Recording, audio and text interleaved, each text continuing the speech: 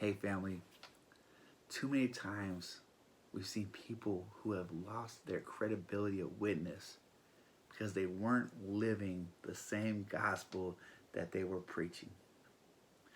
Paul shares this with such deep concern, and this is not just for pastors or our ministry leaders, this is for all Christians who share their testimony, who tell somebody about Jesus.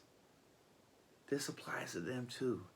And he shares with them in 1 Corinthians chapter 9, verse 25 starting. He says, every athlete exercises self-control in all things.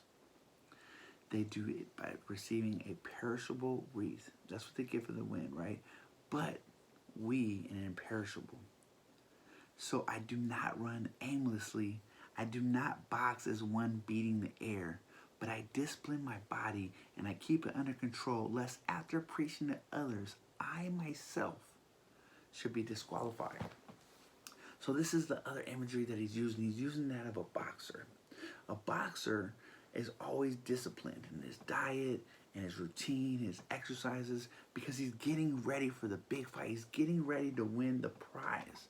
But the boxers, they're doing it for this crown that's perishable. We do it for the crown that comes from Jesus, that's not perishable, that lasts forever.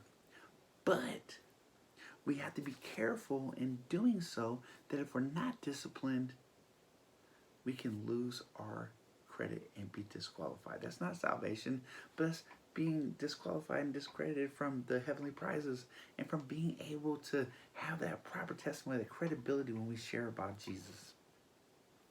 You know, there's a lot of stuff in this in verse. You know, people have taken this out historically out of context. They're saying that I have to totally beat my body in submission, like they have to have pain and just no, that's not what he's talking about. But he's saying I have to self-control. I have to beat my flesh, meaning I have to, when I'm craving something, when I'm tempted to something, I have to make sure that I fight.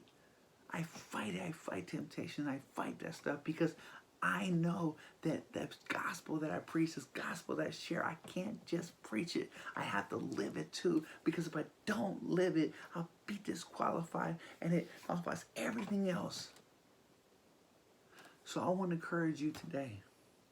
Don't just say you're a Christian, live you're a Christian. Don't just say what Jesus did in your life, show it to people. Because otherwise people won't try to hear anything else you're trying to say because you don't live it. All right, family. You guys have a blessed day.